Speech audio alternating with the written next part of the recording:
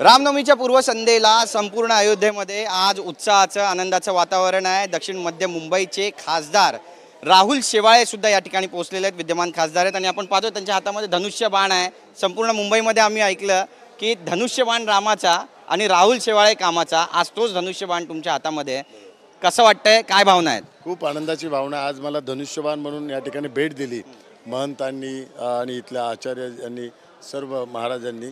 तर मला खूप आनंद झालेला आहे, कारण माझ्या आयुष्यातली एक अनोखी भेट आहे। कारण शिवसेना प्रमुख बाळासाहेब ठाकरे यांचं स्वप्न होतं अयोध्येला भव्य राम मंदिर निर्माण व्हावं।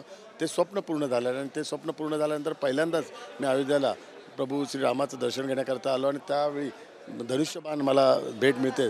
ही एक अनोखी भेट आहे आणि लोकसभेच्या निवडणुकीच्या पूर्वी ही भेट मिळाल्या कारणामुळे हे श्रीरामाचं बाण आहे। हा धनुष्यबाण आम्ही मुंबईला घेऊन जाणार आहे आणि शिवसेना प्रमुख बाळासाहेब ठाकरे यांच्या स्मृतिस्थळाच्या इकडे हा समर्पित करणार आहे, कारण ही भेट त्यांच्याकरता सण आहे आणि त्याच दिवशी नेमका त्याच्या एक दिवस आधी तुम्हाला हा धनुष्यबाण मिळालेला आहे।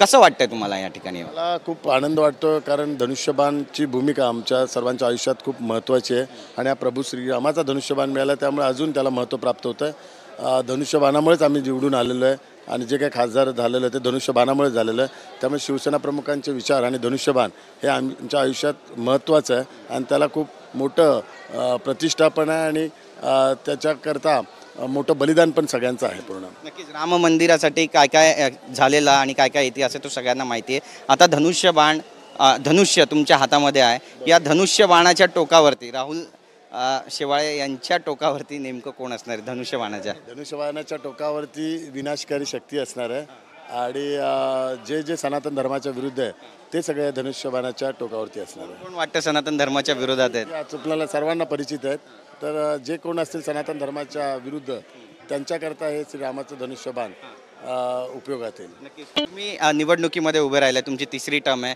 किती विश्वास आहे तुम्हाला? देवाकडे काय मागितलं तुम्ही आज? देवाकडे मी हेच मागितलं की हे प्रभू श्रीरामाचं धनुष्य आज आम्हाला आशीर्वाद रूपी मिळालेलं आहे, तर हे प्रभू श्रीरामाचं धनुष्य हे रामराज्यकरता उपयोगी ठरेल, बाळासाहेब ठाकरे यांच्या विचारांना पुढे नेण्याकरता उपयुक्त ठरेल, बाळासाहेबांना अभिप्रेत असलेलं कार्य करण्याकरता उपयुक्त ठरेल, बाळासाहेबांच्या स्वप्नातला महाराष्ट्र निर्माण करण्याकरता ठरेल आणि आदरणीय पंतप्रधान नरेंद्र मोदीजींच्या नेतृत्वाखाली विकसित भारत पूर्ण करण्याकरता उपयुक्त ठरेल। वारंवार तुमच्यावर टीका करतोय की तुमचं जे हिंदुत्व आहे ते बेगडी हिंदुत्व आहे, नकली हिंदुत्व आहे, खरं हिंदुत्व आमचं आहे। ते 4 तारखेच्या रिझल्टमध्ये दिसून येईल खरं हिंदुत्व कोणाचं आहे ते। नक्की, धन्यवाद आमच्याशी बोलल्याबद्दल। तर आपण पाहतो या ठिकाणी राहुल शेवाळे यांनी अयोध्येमध्ये रामललाचं दर्शन घेतलेलं आहे, प्रेरणा घेतलेली आहे आणि 4 तारखेला कळेल की खरं हिंदुत्व कुणाचं आहे असा टोला सुद्धा ते शिवसेना उभाटा पक्षाला लगावत आहेत। कॅमेरा पर्सन योगेश गुरवचा गिरीश गायकवाड, TV9 मराठी, अयोध्या।